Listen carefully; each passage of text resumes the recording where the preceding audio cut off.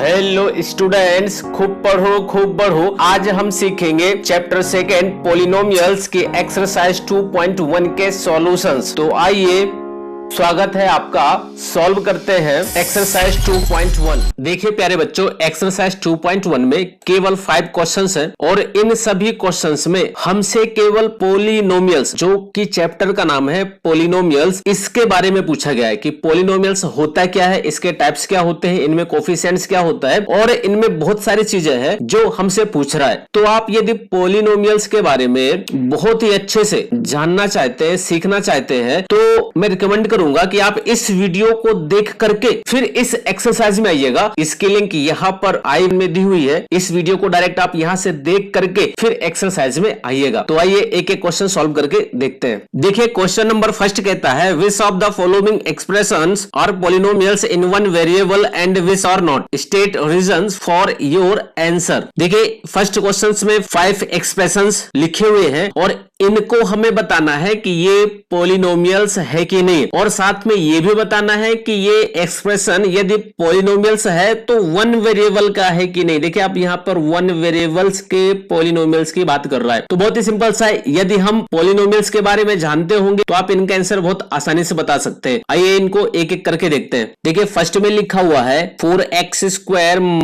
- 3x + 7। बहुत ही simple सा क्वेश्चन है। यह अलजेब्रिक एक्सप्रेशन है और हमने सीखा है कि अलजेब्रिक एक्सप्रेशन ही पॉलिनोमियल्स कहलाते हैं यदि वह कंडीशंस को सेटिस्फाइड करते हैं। कंडीशन कौन सी? कि ऐसा अलजेब्रिक एक्सप्रेशन जिसमें वेरिएबल की पावर पॉजिटिव इंटीजर हो, या फिर हम कह दें ऐसा अलजेब्रिक एक्सप्रेशन जिसमें वेरिएबल की पावर होल नंबर हो। Whole numbers and positive integer दोनों सेम ही होते हैं। तो यहां पर देखिए x और x दो जगह वेरिएबल लिखा हुआ है, एक x और दूसरी जगह भी x ही है। तो इन दोनों में जो पावर लगी हुई है, x में पावर लगी हुई है 2, पॉजिटिव इंटीजर है। इस x में पावर कुछ भी नहीं दिख रही है, मतलब 1, तो यह भी पॉजिटिव इंटीजर है। तो यह अलजेब्रिक एक्सप्रेशन पॉलिनोमियल है, साथ में यह वन वेरिएबल का भी है। मतलब जैसा क्वेश्चन पूछ रहा है ये उसको सेटिस्फाइड करता है। तो लिखेंगे इसके सॉल्यूशन में it is a polynomial in one variable, और साथ में हमें इसका रीजन भी बताना है। तो रीजन में लिखेंगे since there is only one variable x and all the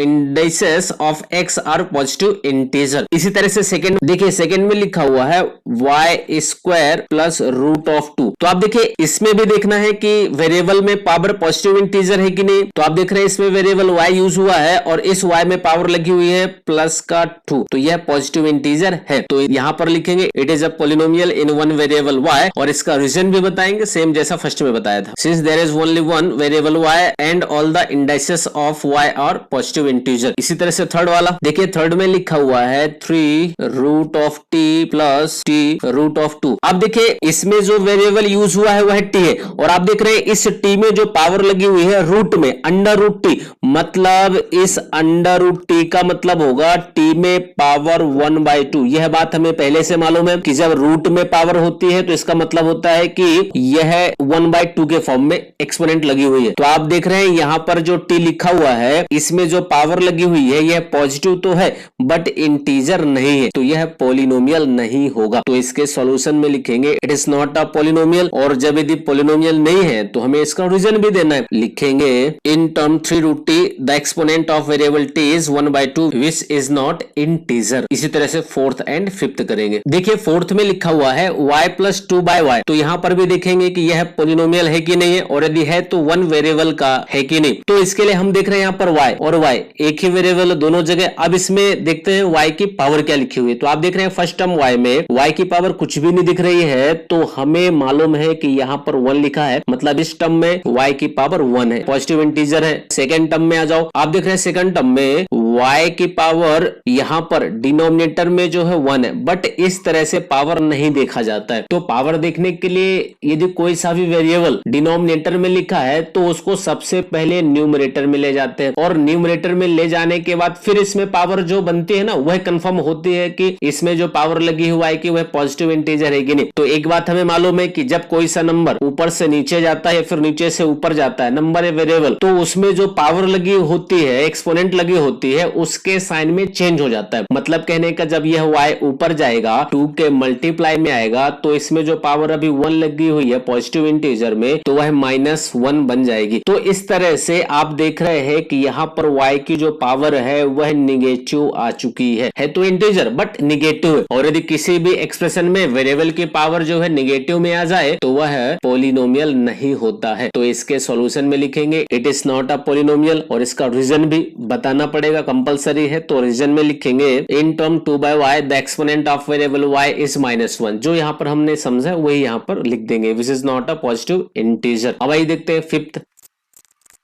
आप देख रहे हैं फिफ्थ में x to the power 10 plus y to the power 3 plus t to the power 50 लिखा हुआ है। तो आप देख रहे हैं यहाँ पर एक से ज्यादा x y t 3 variables use हो गए हैं। तो यह क्वेश्चन को सेटिस्फाइड नहीं करता है क्योंकि क्वेश्चन कहता है कि केवल 1 वेरिएबल होना चाहिए। पर आप देखिए क्या यह पॉलिनोमियल है कि नहीं, तो यह पॉलिनोमियल है क्योंकि इन तीनों वेरिएबल्स में पावर जो है पॉजिटिव इंटीजर है। बट यह क्वेश्चन को सेटिस्फाइड नहीं करता है तो इसके बारे में लिखेंगे it is not a polynomial in 1 variable. और इसका रीजन भी बताएंगे कि यहाँ पर 3 वेरिएबल्स यूज हुए हैं इसलिए। In this expression there are 3 variables x, y and t। अब आइए देखते हैं क्वेश्चन नंबर सेकंड। देखिए क्वेश्चन नंबर सेकंड कहता है right the coefficients of x square in each of the following. बहुत ही सिंपल सा है, कोफिशिएंट्स के बारे में पूछ रहा है और हम जानते हैं कि किसी का भी कोफिशिएंट्स वह नंबर होता है, वह न्यूमेरिकल वैल्यू होती है जो इसके साथ, जिसके बारे में पूछता है उसके साथ मल्टीप्लाई में लिखा होता है। यदि कोई सा नंबर किसी भी वेरिएबल के साथ मल्टीप्लाई में लिखा होगा तो वह नंबर न्यूमेरिकल वैल्यू ही उसका कोफिशिएंट कहलाएगा। तो आप देखिए एक्स स्क्वायर के कोफिशिएंट पूछ रहा है तो एक एक करके देख लीजिए आप। फर्स्ट में एक्स स्क्वायर ढूंढो, कहां पर है, इधर लिखा हुआ है एक्स स्क्वायर। तो इस एक्स स्क्वायर में देखिए मल्टीप्लाई में क्या लिखा हुआ है, कुछ भी नहीं लिखा है, मतलब 1 है। सिंपल सा, जहां पर कोई नहीं देखे वहां पर 1 दिखता है 1। तो ये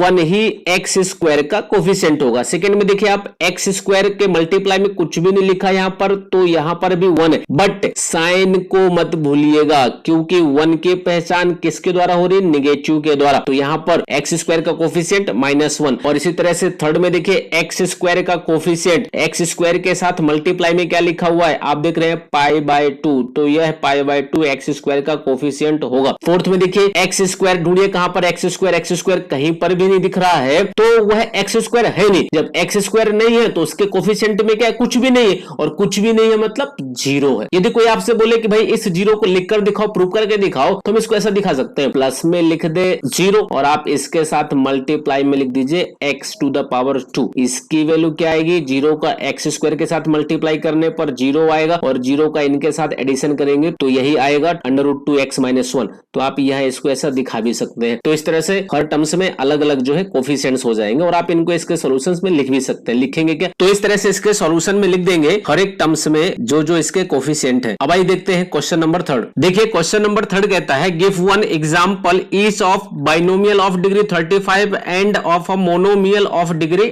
100। देखिए 2 एग्जांपल लिखने के लिए बोल रहा है, एक बाइनोमियल के लिए और एक मोनोमियल के लिए। बाइनोमियल BI, आप जानते हैं बाइनोमियल का मतलब होता है जिस पॉलिनोमियल में 2 टर्म्स हो वह बाइनोमियल कहलाएगा। और मोनोमियल के बारे में हम जानते हैं कि जिसमें केवल एक ही टर्म्स होगा। तो आप लिख सकते हैं इसके सॉल्यूशन में, सबसे पहले लिखेंगे 1 example of binomial of degree 35।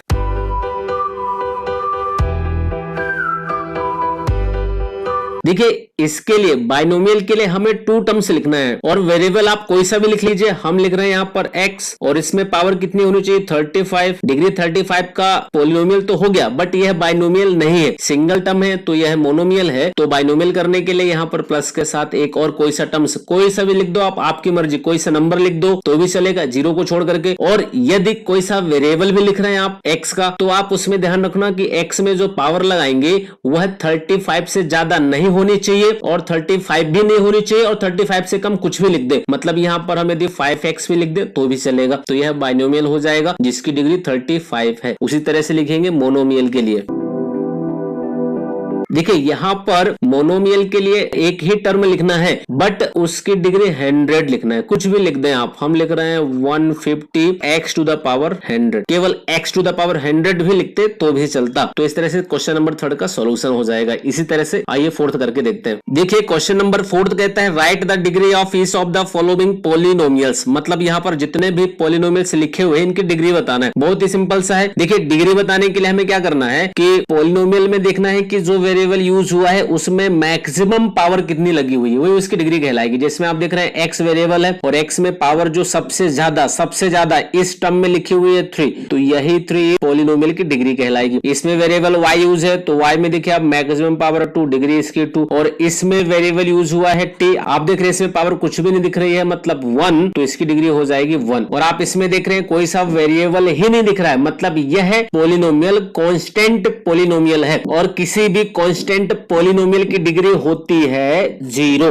क्यों? क्योंकि आप 3 को लिख सकते हैं 3 इंटू कोई सा भी वेरिएबल लिख दो आप और उसमें पावर लगा दो 0, इसकी वैल्यू होगी 1 और 3 का 1 के साथ मल्टीप्लाई करेंगे तो यह आएगा 3 के इक्वल ही। तो आप देख रहे हैं यहाँ पर x वेरिएबल में पावर कितनी दिख रही है 0, इसलिए इसकी डिग्री कितनी हो जाएगी 0। आइए इसके सॉल्यूशन में लिखेंगे। तो इस तरह से इसके हर पॉलिनोमियल्स की डिग्री बता देंगे। फर्स्ट की डिग्री 3, सेकेंड की डिग्री 2 एंड थर्ड की डिग्री 1 एंड फोर्थ की डिग्री 0। अब आइए क्वेश्चन नंबर 5th करते हैं। देखिए 5th कहता है classify the following as linear, quadratic and cubic polynomials. मतलब यहाँ पर जो पॉलिनोमियल्स लिखे हुए हैं इनके टाइप्स बताना है बेस्ड ऑन डिग्री। देखिए पॉलिनोमियल्स के 2 टाइप्स होते हैं, एक बेस्ड ऑन टर्म्स एंड दूसरा बेस्ड ऑन डिग्री। तो यहाँ पर बेस्ड ऑन डिग्री के टाइप्स के बारे में पूछ रहा है, जिसके बारे में हमने सीखा है linear, quadratic and cubic. Linear मतलब ऐसा पॉलिनोमियल जिसमें डिग्री 1 होगी, क्वाड्रेटिक ऐसा पॉलिनोमियल जिसमें डिग्री 2 होगी एंड क्यूबिक ऐसा पॉलिनोमियल जिसमें डिग्री 3 होगी। आप एक एक करके देखिए। फर्स्ट की डिग्री ध्यान से देखिए, x वेरिएबल यूज हुआ है मैक्सिमम पावर 2, मतलब इसकी डिग्री 2, तो जिस पॉलिनोमियल की डिग्री 2 होगी वह क्वाड्रेटिक कहलाएगा। आप इसमें देखिए डिग्री 3, यह क्यूबिक पॉलिनोमियल हो जाएगा। आप इसमें देखिए वेरिएबल y में पावर क्या लिखी हुई है मैक्सिमम 2, तो इसकी डिग्री हो जाएगी 2,